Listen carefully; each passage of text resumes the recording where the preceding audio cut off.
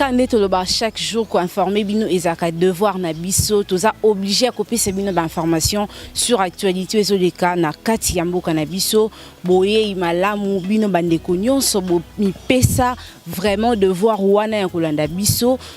Lelo tozo yambela bino invité na bino au bolingara mingi, lui qui a toujours de choses à vous dire parce qu'il a tambolana malobanae après voyage na Équateur tozo yambela bino analyste politique mwana mboka Alain Bolodjoa na yetoko mekampe ko discuter sur ba sujet nyonso eza koleka na actualité na biso ya mboka. Entre autres, Tokolobela Likambo Italie d'abord éducation et si quoi outaki kuna na Équateur ni nyango az monaki lokola ba situation o akutana kinango biloko nini o avivaki lokola akendaki pe kuna pona kosala musala également pona ko ta la vie à bateau bazo vendre en Équateur. À part ça, Tokolobela pe Likambo Italie ambassadeur italien o akufaki na sol congolais. Qu'est-ce qui fait que balobela plus mort naé que mort ya ba congolais belé au bazo kufa beaucoup plus na partie est de la République démocratique du Congo. Tokolobela pe angonaye, Tokolobela pe également Likambo Italie ba marche au ezozala beaucoup plus dispersé par la police. Tozulukatoye ba et le konini vraiment ça que la police azalaka toujours rigoureuse tant bande ko bazali na nzela pona ko revendiquer ba droit na bango pona ko sala likambo ba bengi démocratie pona ko loba pona bien fait pona bolamu ya mboka. Mais qu'est-ce qui fait que la police azalaka toujours wana pona ko interdire bango ba sala musala to bien que eza ba décision bazwaka uta likolo. Mais pourquoi ba décision ya bongo? Est-ce que congolais azana droit ya koloba te na mboka na ye? Est-ce que congolais azana droit ya ko dénoncer loko moko tazomo na mabe? Tokolobelango elongo na mwana mboka Alain Bolodjoa o déjà azapre na plateau na ngai. Voilà mbote na mwana mboka Alain Bolodjoa. Mbote mama na ngai, mbote na balandi. Voilà to sali moi mikole belé to kutanité bon voyage et l'équipe bien marambongende aussi. Ah, je me souviens ezaki dernière émission na sala ki avant na kende Équateur. Oui, tout ça qui voyage, tout comme qui Nambandaka le même samedi, tout qui na territoire Ingende, tout ça les itinérance nationale tout le baki, tout ça les tout produit barban, tout petit quelques écoles bazaki, ba continue ba bazaki sur place et puis tout ça qu'on continue le lot, tout même peu ba image, oui ya kola qui ça nenge ba état ba école les alaki, tout même angwawa et tchebe ba tout ba vertige. Basomi ba tensiomètre, ba komi koloba bilobela, ce qui veut dire que l'objectif a été atteint. Voilà. Merci beaucoup mon mboka Bolodjoa, tout qui ndembala moko na émission na biso. Mon mboka uti ko ebisa biso que na Équateur au visiter qui peut ba école. Tonito ba école on visiter qui ezala qui na ba condition nini vraiment. Bon en tout cas, eloko ezali vrai, la demande en éducation ezali forte et fort malheureusement l'offre ezali ko suivre té. Ce qui fait que la plupart y a ba école, ils allaient ba école au l'État belge à Tonga, bien qu'il y ait des projets ici et là, Basalaki. Pour Bissomo peut ça un projet, il y a 2 écoles na Ingende, mais la plupart y a ba école, ils ont ba État moko ya mabe. Ce côté la plupart y a ba école, ils allaient sans bâtiment. Ba au Tonga, ba ça la ba école moko ya fortune, juste pour pallier la situation. Et loko ezali frère ezali il y a une image où etamboli makasi où esali makelele ezali image ya épée Willy Bakonga kuna nde bakoma ki un peu agité to memeli bango image muta exploiter la marque na ye mais ce que tali la plupart ba école ezaka na état parce que tant on a longo mbandaka na lega nzela mai tant on a commis na territoire ingene na zongi sko na nzela moki via moto il y a des vidéos il y a des preuves. Madame Nassali près de 200 km na moto. La quasi-majorité à l'école na moni ezaka na état moko. Eza état mabe, ba tia bandete, ba tia bandele, il y a pas de porte et tout ça. Et tant au moins naza ko réciter ma classe est bien jolie, elle a une porte, 2 fenêtres, ayebi ko ça rapprochement entre Mambao Lobana Mambao monate parce que dans leur salle il n'y a rien. Il n'y a rien. Yango moni ba te bele ba komaka agité, ba intimidation, ba menace et nous sommes là. Voilà, pour nous kolobisa invité na biso mingi te to tika place na image ya école Willy Bakonga bandeko nyonso boza kuna batanzino bozolanda biso botala état ya école Willy Bakonga. Mbote. Oh kombe école nini? Willy Bakonga. Willy Bakonga oya ministre. Oya école à l'état. Comme école ni. Bakonga. Comment on peut école Willy Bakonga? Ah toi na mboka ni. Bokake. Est-ce que au classe ni na classe ni? Tu première et sixième. Première et sixième. Oh la kisanga e ba classe yango ya première étape. Ya première yango. Kama difficulté na mo pepe mo kile kande buki mo. Première Ah première. Wapi ban. Ba bafanda wapi? Tu appelles à congé, il faut que tu banques ça. Ah OK. Au première. Deuxième wapi?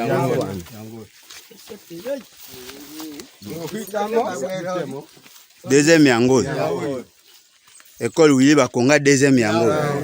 Oyo troisième. Bon ba tableau za ba koma wapi tableau la kisanga tableau kaila kisa tableau que tu tableau la kisa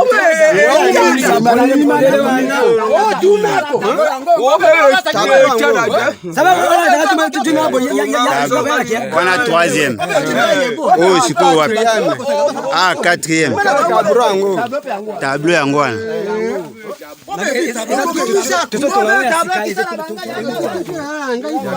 Ah au tableau yango. Oye kanga na kekele. Yango ande tableau. Au quatrième. Et tika isiko ni cinquième. Na sixième. On to ba sixième primaire. OK.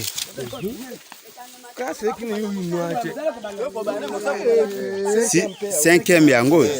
Oh to mono nde baban. Yango baban. Ah OK. Oh cinquième, sixième yango kuna. Yango. Au tableau à cinquième. Sixième de quoi? Ah OK. Ah au tableau à sixième. Sixième primaire. Oh kuna ndako ya bureau. Ah OK. Ah to dans Bokake non? Ah OK. Sikoyo nani WC zapi toilette bo ba classe école bandi mukumbula ni ebandi sika. Ah OK. Bon sikoyo loba nano problème na bino ezani posa na bino ezawa basa nini elo ni bozangi souci na bino ezani to keka bo po baninga pe ba mona souci na biso za boyi. Omole biso na école ya liboso kuna wala ngombe tuza trajet molai. OK. Ça fait vale so kasi kilomètres 3 kilomètres na ndambo. Mais les bana baza ko souffrir. Ba souffrir faut atambola tikuna. Bana mo sikonde tango peto zuipe epa papa Willy Bakonga ba délégation ba yeba ba tebisa école on est sikonde to bandiko ko renouveler musala parce que tu commences à côté yango za bosala ke école ETLM. Ah o ba eko cha ezali batu ya papa Willy Bakonga délégation na ye nde ba temisi école et puis ba pesi bino moyen ya kotonga bino mo botongi bino mo population nde botongi boluki bandele bandete na bino to bango batike bino nini awa tableau donc nde la so bana batangi mbulo oyo bakosala tenafep bakosala ngo wapi na ingende na Bukato la 3 akola ingende 3 na Bukato la centre pour que basia biso bakanaki formation kuna Bukato. Ah OK. Mais mwana mboka ba etani ti école Willy Bakonga wana balobi kiza école ya l'état na province a fonctionnera kaka bongo na ba sens wana. Madame, l'État n'existe pas partout. Au Tozalion, c'était mode traditionnel parce que l'État, en réalité, est capable de résoudre les problèmes des Congolais. Et fort malheureusement, là-bas, l'État n'existe pas. Alors, il existait peut-être dans une certaine mesure pour nous ça va permis de coupe. Au moins, l'intention est pour ça qu'il y a que nous commis livre sur la forêt. On a démontré qu'il y a 4 livres là où on exploite la forêt, il n'y a pas des infrastructures. Les écoles n'ont pas de bancs. Tant qu'on a une philosophie. Et loko ezali vrai ezali les distances soko ozwi déjà kobanda po ingende bandi na ekabwani na territoire ya Bikoro na village babengi Mpama. Soko longwe Mpama école à liboso komona batongi en dur o mundela tongaki abalongwa ezali na Batina. Kobanda Mpama ti Batina c'est plus de 20 km. Il n'y a pas d'autres écoles à part école où l'État Tonga a créé sans qu'à Tonga. La quasi-majorité à l'école est à Ndenge Zawana, Ndenge Ozomona wana, Ndenge Pezali. Au longwe na bati na po mona école musu sont durs. Oyo Tonga pe na mundele na période de colonisation, okomona ngona Bukato là. C'est déjà au-delà de 20 km. C'est-à-dire que la quasi-majorité à l'école est dans l'état où on Soko longwe na Bukato là, okei na Ingende. Il y a plus de 40 km. Au moins, na école Morote Batonga en dur, na 4x4 à 40 km. Si vous avez Bokonjo, yo bato benga Bokonza Félix Sekedi, balobi faut ba écourter distance. Nde omoni ba ko créer ce ko ba école na. Epe Willy Bakonga. Na lobi te ezali école privée, non, ezali école publique. Comme nango Epe Willy Bakonga. Mais yemo agine ko instaurer on kuna tonde. Non mais ba lobi clair. Yé atindaki délégation na yé na Ingende ba kende ko créer ba école na kati ya mboka na Bukakia ezali na secteur ya Douali na grande route na route principale pour route nationale yango wana elongo o wana axe wana route wana bandi ko na résidence à gouverneur et eti Kinshasa route intérêt national mais na kati o ba bengi ya rompo ba bengi Bukato la centre nzela mususu ekenda o ebima ekenda tibwende na mboka ya Willy Bakonga nzela wana balegaka yango wana nde ba délégation na ye bakendaki bake ko créer une nouvelle école siko ba représentant na ye na population nde ba décider ba baptiser école Willy Bakonga en guise ya reconnaissance yango moninga na zui siko image na ye nango na pesi bandeko bazaki na posa ko information bazui yango ba diffuser yango large diffusion. Monsieur Willy Bakonga a yoki a moni vidéo wana. A komi agité, yena batu na ba komi ko leka na ba TV na ba chaîne na radio, ba komi ko finga ngai ba lobby makambe belé, ba lobby ke dali fake news, na ebite soki définition fake news yango échanger ngai ebi fake news ali une fausse information o eza ko viser manipulation tout intoxication. Mais o ya biso dali image non traitée. Et cette population est géographiquement localisable. Muto alobaki bato balobaki aliboso bande kona biso wana ba deux pygmées o ba population autochtone. Tango ba lobi mutu mora yaki au mona lati bras cassé. C'est un administratif à la localité à mboka wana. Po boka ke ezali mboka moko ezali koni. Basali déclaration ba lobi ke école wana ezali. Ba lobi no ezali école wana e koki kozala nango mais kombo nde ezali lukuta. C'est-à-dire que pona bango ba okanisa ba na mituna bango baza ko milobela. Ils pouvaient tout accepter sauf que kombo ya école wana e bengama kombo Epe Willy Bakonga. Ça ce n'est pas mon problème. Moi mon souci n'est pas à couper sa kombo ya école Willy Bakonga. Soki bato baringaki baloba so na pesa quand même sous kombo école Etienne Tshisekedi pardon Félix Tshisekedi banga loba oyo olingaka ete yango pesi mais Willy Bakonga c'est mon frère nanga ya solo c'est-à-dire que toyeba inaye na ko créer kombo école te et puis école wana bato baloba ba ebite que ça tena fait maman to ko pesa bango message nini bango ba lobby que ces écoles là n'existent pas ba BBC débat ba lobby ba école ya marque wana existe te. Or, Moutounyo Soto Alanda TV, TV5 monte à la qui sa école ya type wana na Malukwa na Kinshasa. Kinshasa est ali siège à l'institution. Là où Moutou Azako joué rôle ya président de la République Azaliao, premier ministre Azaliao, tous les membres du gouvernement Azaliao, ministre de l'éducation Azaliao, gouverneur Azaliao, ministre surtout concerné Azaliao. École ya marque na Malukweza. Quid alors na Équateur où il y a 750 km na siège à l'institution. La quasi-majorité à l'école est à marque. Bango ole ke bayo kapasi ke bana ba otanga na ba condition mabe, bango ba komi ko s'acharner contre nga parce que le col porte le nom de Willy Bakonga. Ce qui veut dire qu'ils n'ont aucune idée sur la situation, il y a Congo profond. Comment mutakoyi ko kamwa amona école ya boye? Na ville ya Mbandaka eza Sombule beti c'est compliqué. Maman, yoko toza tana mawa, bango ba na souci ya bana te, bango souci ezande ya kombo. Moi on m'a pas attaqué pour bananga que non, école on eza lukuta. Et puis yoka quoi aventure madame. Ba kei na Bwende. Na village na ye. Ba filmer école bien bâtie. Ba ye nango ba abi. Non, école on eza Willy Bakonga te, ta école à Willy Bakonga à solo yango. Mais nous ne parlons pas de la même chose.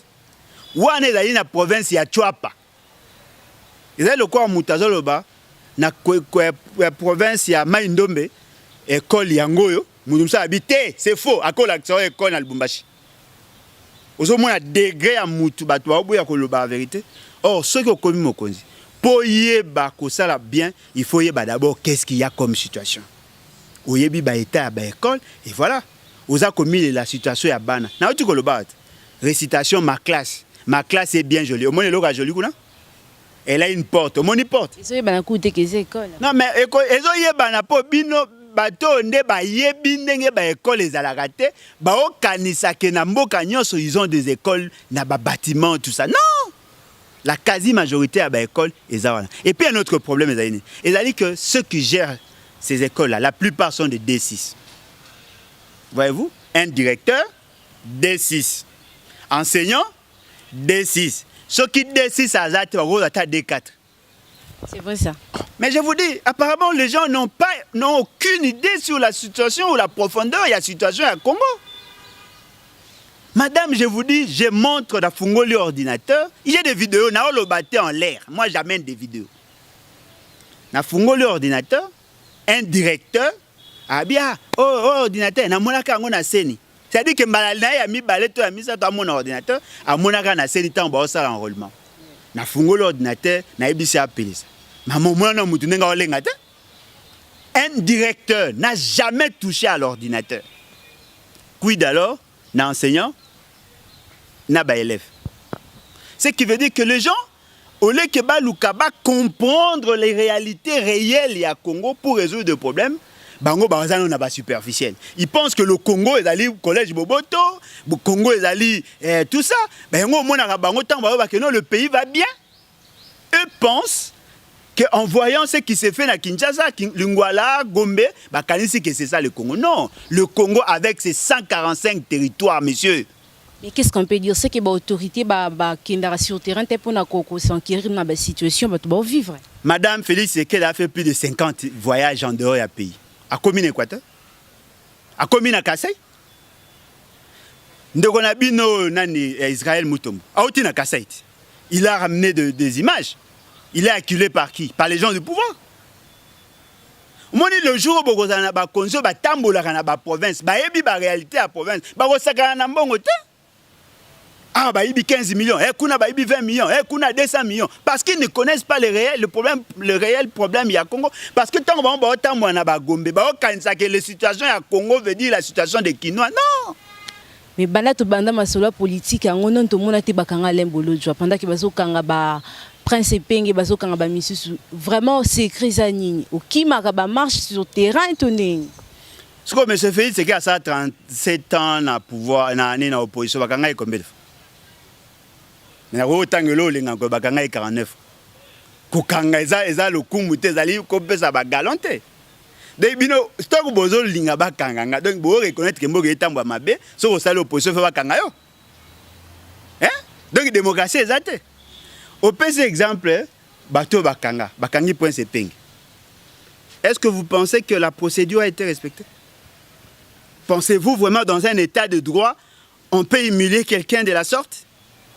Pensez-vous que Makambo et Salamakiwana, bon monango normal? Est-ce que bino bokomi kolinga ko jauger niveau ya militantisme, to ya combat mutu par rapport à nombre d'arrestations? Madame, je vous informe, j'ai été aussi arrêté. Quand et où? Non, mais na marche na Njili. Ba memanga na maison communale ya Njili na jour to saka marche o ba pasola ka ba piné ya Kulutu Martin Fayou.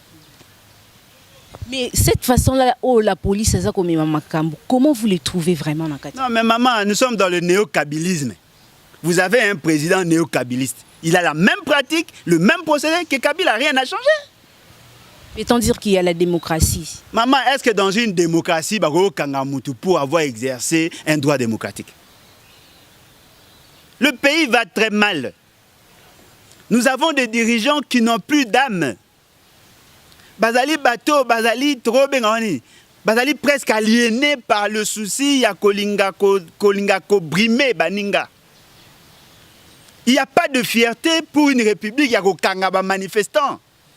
Surtout ceux qui bazali conforme na loi de la République.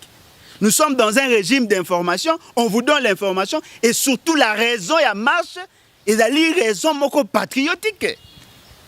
Mais bateau ya IDPS ba marche qui pour de fidélité. Mais lorsque vous marchez pour défendre les intérêts des Congolais, on vous arrête. Et puis, le Congo est livré. Ceux qui sont journalistes ou qui présents dans jour et activité, peut-être qu'on n'allait pas savoir que notre frère et ami Prince Epeng était violenté. C'est grâce à la police. Et vous savez pourquoi on a filmé? Pour dire aux gens, oh, voilà, on vient d'humilier un cadre Yalamouka. C'est ça leur motif. Et devant cette réalité, vous allez vous rendre compte que le pays se meurt. Ngai lelo naza kobunda. Na kolinga na ebiki na sambela na sara nyonso un jour bakanga monsieur Félix Tshisekedi. Mais ceux qui bakangi en violant la procédure, je veux pas accepter. Bien que je souhaite qu'il soit arrêté, mais jamais je vais accepter qu'il va violer procédure parce que nana posa okanga. Non. Comment on a déjà troisième manifestation en baza ko disperser car ba militants baza ko télémina ba militants est-ce que Likamba Kariga et lembisi bino toti maman nangai e ko lembisa biso te parce que ezali combat de toute une vie, de toute la vie, le combat à dignité. Au moins le rezani ezali lokola papa oyo azali marié na bana et fort malheureusement azali muto ya milangwa ake kozwa mwasi mususu ekomi ko bebisa foyer. Les enfants réagissent à Abisso Sakani, je vais vous maudire. Même chose. To lingane to libérer Moutaliboso, mais c'est fini. Pour aller na mignololo. Comment peut-on expliquer un ambassadeur d'un petit pays comme le Rwanda, aye na mboka na bino, a fingi bino, et ce pays-là a occasionné la mort de plus de 6 millions de personnes. M. Félix Tshisekedi le considère comme des partenaires. Alors que le Rwanda c'est un pays ami. Non! Le Rwanda ne peut pas être un pays ami. Le Rwanda, c'est un pays ennemi. Parce que lorsqu'on tue vos enfants, vous ne pouvez pas considérer l'assassin, le criminel Abomi Banabino, vous considérer comme des amis. Et l'ambassadeur se permet, avec l'ivrognerie langagère qui les caractérise, il fait des déclarations contre l'État congolais. Et bien le Congolais conscient manifeste. M. Félix Tshisekedi, qui prétend être l'autorité, le guide, les dirigeants du pays, a passé ordre à policiers, à commissaire, à militaire à parti. Baya non seulement à brimer, mais à humilier bateau Marchaki sous prétexte qu'il veut protéger le Rwanda. Mais si vous avez autant d'atouts pour protéger le Rwandais chez nous, pourquoi n'arrivez-vous pas à protéger le Congolais chez nous contre le Rwanda? Pourquoi vous avez même énergie au Bochaki contre Prince Epengete, Bochango contre le Rwanda qui tue chez nous? Ce qui veut dire quoi? Il y a complicité. Pour ceux qui ont la complicité, il n'y a que la naïveté qui peut justifier cela. Kariga outi côté menape ba propos ya Martin Fayulu na ngambu ya Lamuka, qu'est-ce qui est prévu pour na ko télémela lisu parce que marche simbité nini lisu bo sala pour na ko télémela ka makambo ya zo sala. Madame nazali muta Lamuka te makambo Lamuka ya ko sala bango moko bayebi mais loko ezali vrai, ils ont en face à un guerrier autre benga kulutu Martin Fayulu. Il va pas se laisser faire. Et puis lui ne réagit pas par rapport à ma propos, bah attaquer. Non, il se bat pour la dignité. Moi, je suis il a réagi, il a manifesté par rapport à la déclaration, il a sali contre. Non, il a humilié tout un peuple. Tant que manifestation, ce n'était pas parce qu'on s'était attaqué à Fayulu. Quand Fayulu avait dit que le Rwanda allait dompter pratiquement M. Félix Tshisekedi consort, là, à ce moment-là, il ne s'était pas à Zaï causé la réaction à Rwanda. Considérer le Rwanda comme un État ennemi. Comment cela se fera? Parce que déjà c'est compliqué. Mais madame, Félix Tshisekedi a un certificat d'enregistrement à Congo. C'est lui le propriétaire du Congo. Est-ce que vous pensez que nous tous, nous devons nous soumettre dans la caprice? Est-ce que vous savez que l'article 63 de la Constitution est clair? défendre Mabélé, c'est un droit, mais surtout un devoir sacré. Nous ne sommes pas obligés de suivre les caprices de M. Félix Tshisekedi pour défendre notre dignité. Voilà, parlons de Rossi Mukendi. 3 ans déjà. Banquette et Salamate, auteur et crime, à Kangama, vraiment dossier en haut, sous Kanangwezanini, pour y banate, boko, bakoma wapi. Madame Tangu Kabila Zaki, président, Barobi le Kwayem Tabo Makaye, Nda et Toufara à faire. Aujourd'hui, Barobi Kabila Kimi, en principe, le dossier est bon à surgir. Pourquoi Barobi Salangote? Parce que quand il s'agissait de mobiliser les jeunes pour défendre, entre guillemets, défendre, là on pensait que les jeunes étaient importants. Rossi Mukendi a Koufi, dans le cadre de l'opération où on va organiser. Mouto et Azali qui prétendent être président de la République est le fruit de cette lutte-là. Qu'est-ce qu'ils ont fait? Rien. Rosuturapé, vous n'avez même pas d'adresse.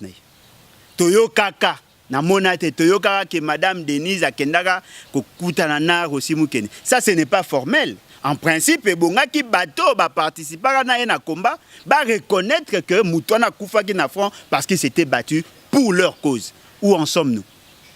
Yango moni maman, yango moni Moutou nyonso à ça peuple congolais Mabelelo a protégé par M. Félix Tshisekedi. Parce que yemo a li fruit, il y a 10 louana.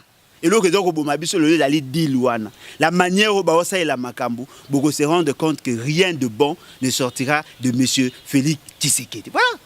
Il y aura probablement, certainement, un jour, un dirigeant, ou à cause en osmose dans la population, à cause en symbiose dans la population, ou à cause de la philosophie de la population à Lingui. En ce moment-là, on va voir que Makambu s'est redressé. Et puis, le roman est livré. Lorsque nous nous battons pas pour les individus.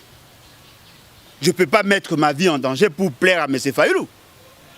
Tant qu'on a bimaranandela, il y a une mutualisation à l'effort. Il y a des gens qui pays, il y a des gens qui pays to sangani. Ata soki na kokwea na fronte po ya kwesinga. Non. Mais hier aussi Mukendi, alali membre ya IDPS. Azalaki membre ya IDPS. Le lo bakabundi bakabuya bakomi na santé financière ba s'engraisser financièrement. Est-ce que la famille a bato bazokaki bakufaki ba prendre bango en charge pour combat économique ko bénéficier à la famille et les autres là. Soko kena limité na 10e rue Madame Okomona baka na ba chanda ne bande kolata ba mapapa na bango ya kaka ndenge ezalaki ba liaka ba melaka ba chichampa ba e consort ba le ba mito ba mboa ba le nyozo tout ka ndenge ba yebanaka ndenge baza. C'est-à-dire quoi? C'est-à-dire que bateau ba obunda na mutema ya bolingo ya Congo ba na se bateau ba obunda na ndenge ya COP o Kabila créé mutu na ya façonné pour bango ba se retrouver ba likolo. Ce qui fait que tant que côté na pouvoir, automatiquement est créé fossé entre la base qui constitue la représentation nationale, na bango ba dirigeant. Aujourd'hui, l'UDPS c'est comme une partie des cadres. Est-ce que vous savez que lorsque on a engraissé Etienne Tshisekedi par les régimes, que ce soit à Mobutu, que ce soit à Joseph Kabila, que ce soit à Laurent Désiré Kabila, la base ne se retrouvait pas? C'est ça le problème.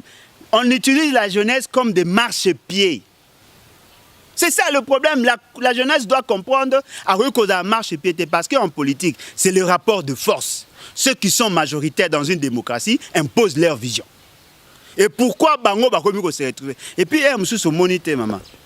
Il aurait salinga passi.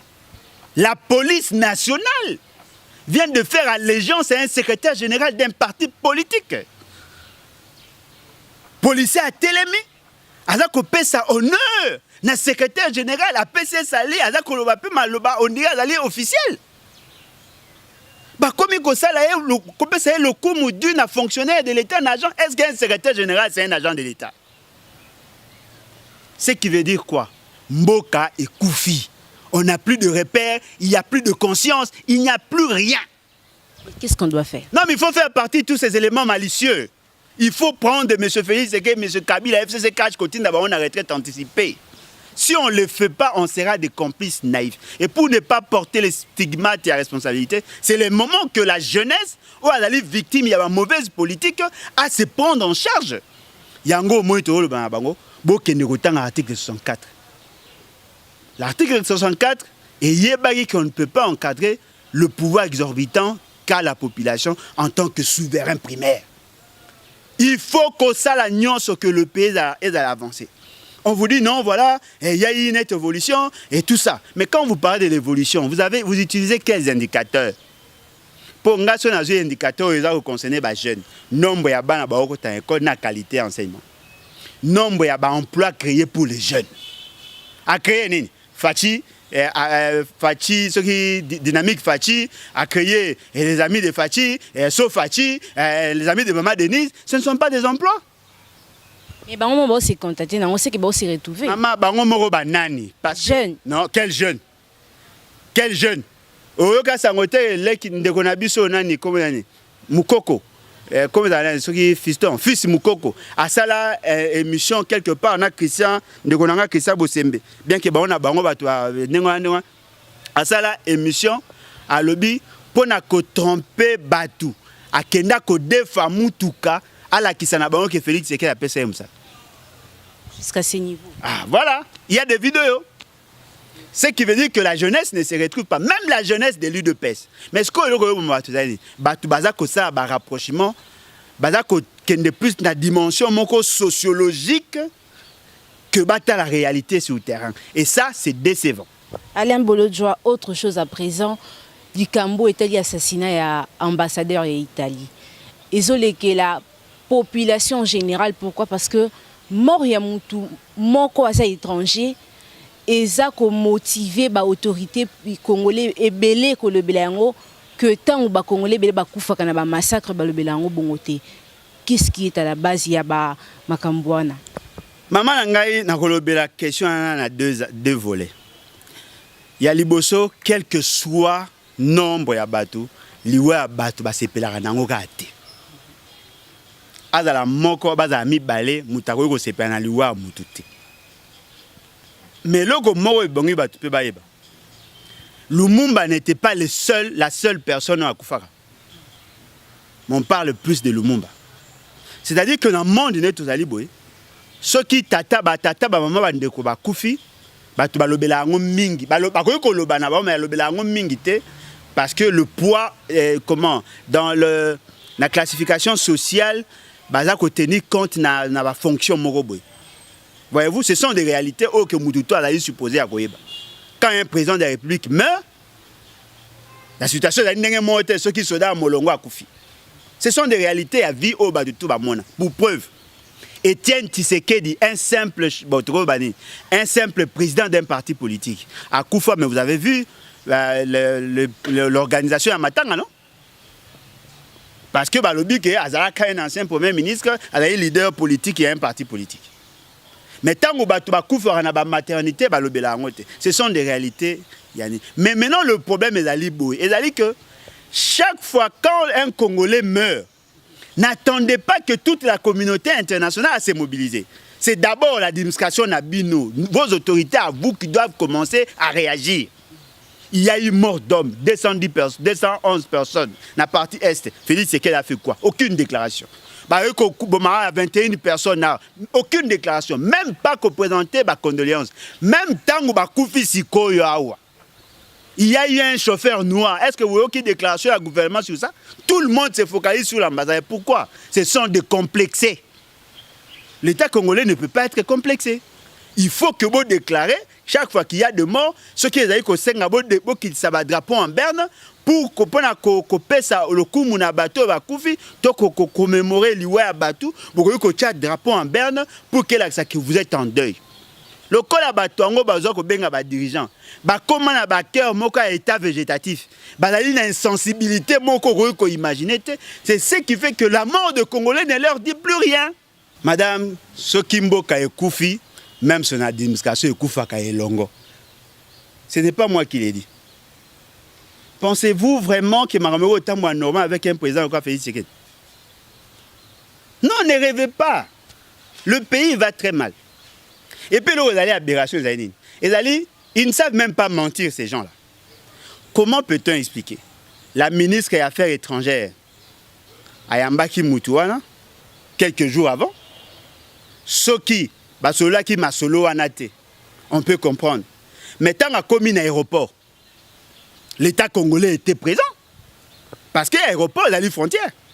Il y a combien de services pour la Okoma Tarmac? La NER est là, des Mia Pazali, bureau des Ali, police, il y a frontière des Ali. La plupart dépendent du ministère de l'Intérieur. Ok, il y a DGM, ministère de l'Intérieur. Ceux qui ont le côté dans l'avion, bon mati bokei. Tant que vous comme en aéroport à Goma, il y a aussi le même service. C'est-à-dire qu'il y a cassure entre le service de l'État et la politique. Comment un ministre de l'Intérieur ne peut pas avoir cette information alors que tous les autres services, rapport. Dans l'État, on ne peut pas dire ça, c'est une honte. Comment peut-on dire que non à se déplacer? Comment ça peut se faire? Parce que moi, quand je me déplace dans la commune aéroport, je passe par ces services-là. Et puis, et là, vous allez surprenant. Est-ce que Zambala Liboso, un ambassadeur, a quitté le terrain? Est-ce que vous savez qu'un ambassadeur, je cite ici, Amer, Nzita Obabinga Nzita, le vice-président de la République en charge à la question diplomatique et politique, a fait Tshisekedi. Quand lui se déplace, vous savez que quand il s'est déplacé, ils étaient pris en charge par un groupe rebelle. Est-ce que vous voyez que la sécurité ambassadeur Amer, il y a qui est prise en charge par un général dissident? Amer, quand il s'était déplacé, ministre de l'Intérieur, il a été. Si vous voyez comment peut-on garantir la sécurité dans l'État avec un ministre qui n'a aucune information? Parce qu'en réalité, quand un ambassadeur veut se déplacer dans un pays, on informe le ministre des Affaires étrangères. Le ministre des Affaires étrangères a informé son chef, qui est le Premier ministre, le ministre de l'Intérieur et le président de la République.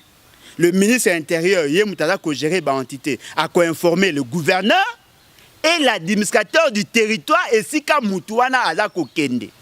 Parce que que Biso est obligé à sécuriser partout où il passe. Pour ceux qui ont eu problème, il peut y avoir une incidence sur le plan diplomatique. C'est ce que nous vivons aujourd'hui, tout simplement parce que l'État congolais a été défaillant.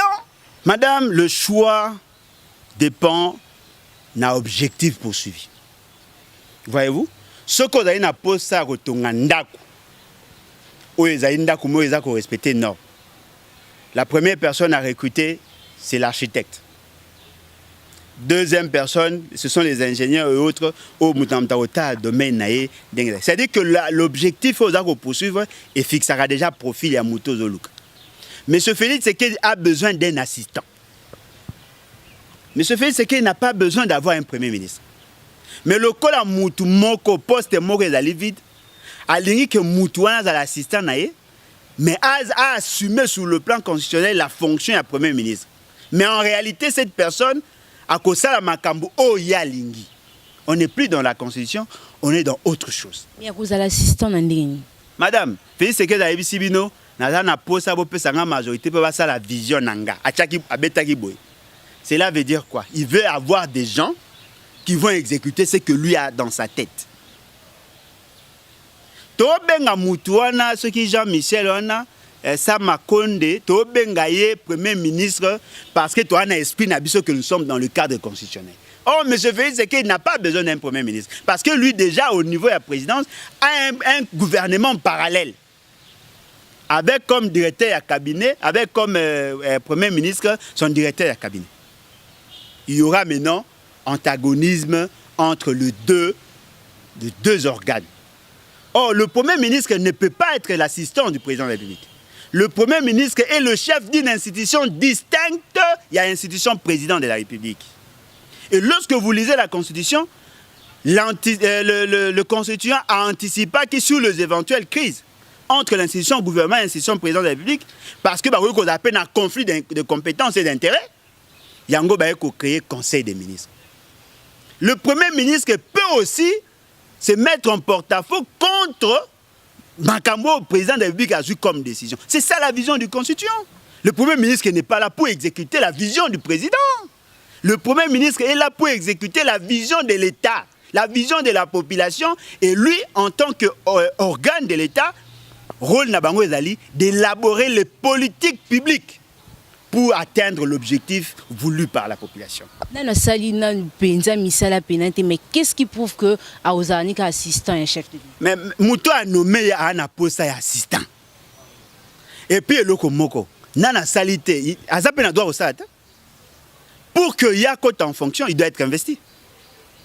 Le premier ministre actuellement, comme on a la Ligue Kankonde, le vice-premier ministre, ministre de l'Intérieur et premier ministre ad intérim. C'est lui le premier ministre. Oh, Michel, Jean-Michel, il n'est pas premier ministre. Il est promu premier ministre. Mais pour qu'il entre en fonction, à la revêtu d'un pouvoir plénier d'exercer la fonction à premier ministre, il faut que son programme soit accepté par le Parlement ou sinon l'Assemblée nationale. Il n'est pas encore premier ministre avec un pouvoir. Il ne peut pas engager l'État. Ce qui va convoquer le Conseil de sécurité, lui n'ira pas. Moi, je suis Kabila Mingi, Kabila, Aza, oh, Babi Gakimi. Babi Gakimi. Mais Babi Gakimi. On va voir. Parce que ce n'est pas la première fois qu'il Akima na comment na Colombie. Après Azongi. Moi si na Kima qui na Belgique, na moni et lobby na Congo central. C'est-à-dire que les informations que l'on nous donne, elles arrivent aux avec des pincettes. Bon, c'est Kabila Azongi. Comme citoyen simple, Tony. Oh, bon, Kabila Rosa comme nan. Arosaka comme citoyen simple, de manière formelle, mais comme chef, le maître de pensée, il y a Mouto Azako jouer le rôle de la présidente parce que il reste le maître du jeu. Il y a un moni premier ministre au Tepanae, président de l'Assemblée nationale au Tepanae, président du Sénat au Tepanae. Voilà. Comment avocat ya Kabila? Mais Kabila a posé avocat pour déjà Félix Sekela ça la bien. A jouera déjà rôle on a bien. Est-ce que Moutakoumisa Kabila kolega Félix Azali et loko ezali vrai, ils doivent arrêter de nous distraire. Nous n'avons pas besoin à koyeba Ouaz Kabila Azali. Non, nous voulons savoir comment le pays est géré. Aujourd'hui, tous les indicateurs sont au rouge. Aucun indicateur est à côté de la normale. Le premier ministre Azali présent, on en parle de moins en moins. Il signe des décrets. Azako a engagement et personne n'en parle. Et les gens pensent que Jean-Michel n'est Azako géré Mboka. C'est faux. Il y a un premier ministre et personne n'en parle. Ils n'ont aucun programme. Le budget est exécuté, oui ou non, personne ne connaît parce que les gens pensent que l'État s'est arrêté. Il faut que l'investiture et le gouvernement. Ce qui veut dire que les gens n'ont pas assez d'informations sur la responsabilité. Il y a Kankonde. Kankonde est le premier ministre ad intérim de Toolo Balelo. Alors, vous me posez la question, comment exécute-t-il le budget 2021? Mais qu'est-ce qui fait que vous avez dit que la bateau sont Félix Azonomé? Madame, ceux qui bateau bateau la bateau na, madame qui combien qui tito et mati. Parce que la meilleure manière de jauger la capacité ou la compétence de quelqu'un, c'est par rapport aux résultats obtenus. Et là, qu'on est les lots au bomoni et s'améliorer pour que le pays va bien. Bien. Aujourd'hui, ce qui veut dire la réfraction, il y a maï. Oh, balobi maï, l'eau, c'est la vie. On prive aux Congolais la vie. Courant phase. Il y a un problème d'électricité. Il y a le problème de l'insécurité. Il y a un problème de chômage. Il y a un problème, il y a état de route. Il y a un problème, il y a transport. Il y a un problème, il y a fonctionnement d'administration. Il y a tout le problème où on a critiqué le lobby, les alliés, mais s'amplifié par le fait qu'il y a dysfonctionnement systémique. Tous les pays aujourd'hui, économiques et kanami, pour causer l'homme providentiel, M. Félix, c'est qu'il dit ah ça la miracle. Et pourtant, il y a déjà beaucoup de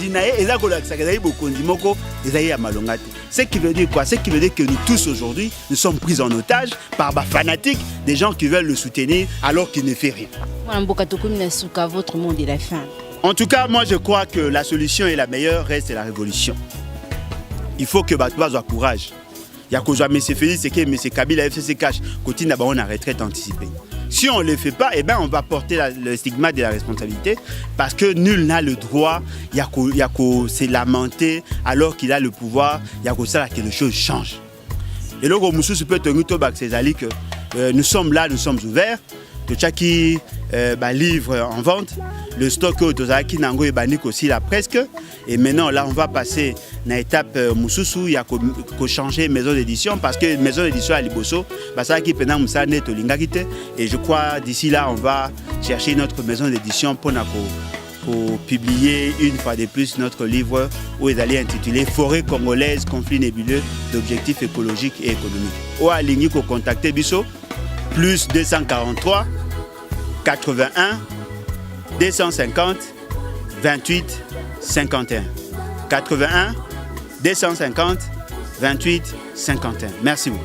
Il a été toujours contre le régime politique, il y a RDC, régime politique, il y a Félix Antoine Tshisekedi, Lelo, Kolande Lama, Mati, Biloko, Belé Mati, malgré 2 ans au pouvoir, Makambo, Zotambola, Malamu, Mingi, vraiment, Dengue Sengela qui est en Mbolate, Bomoni Komes, que moi, Nambo, Kalambolo, Joa a condamné avec la dernière énergie, dictature aux police, Azobi Malango, na terrain, pour nous télé, mais là-bas, Namboka, tant Banamboka va décider que le Bapo, n'a dit intérêt ya mboka na ye. Vous avez compris comment est-ce que mwana mboka Lambolo doit azoter mais puis il est contre le choix ya premier ministre Bapesi Biso. Pour lui c'est un assistant pour le président Félix Tshisekedi. Donc pour mwana mboka là Sama Lokonde azalokola assistant ya mwana mboka Félix Antoine Tshisekedi Chilombo. Vous avez compris que Alain Bolo doit azako garder toujours position nae. Pour lui à lobby babeta baboma bakanga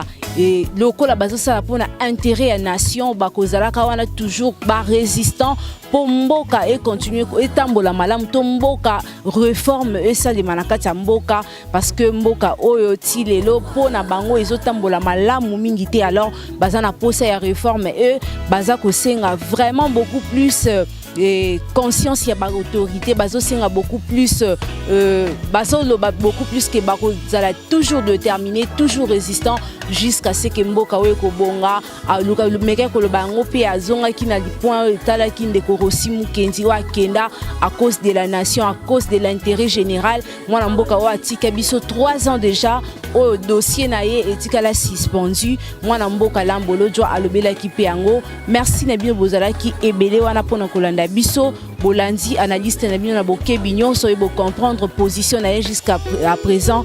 Et si Kani Yazali, restez connectés, Bolandaka toujours Téléchan où nous avons toujours des actualités. Otokope Sabino Mikolo na Mikolo pour Bozalaka informer sur la situation de la République démocratique du Congo. Merci pour votre attention et bonne suite de programme sur nos antennes.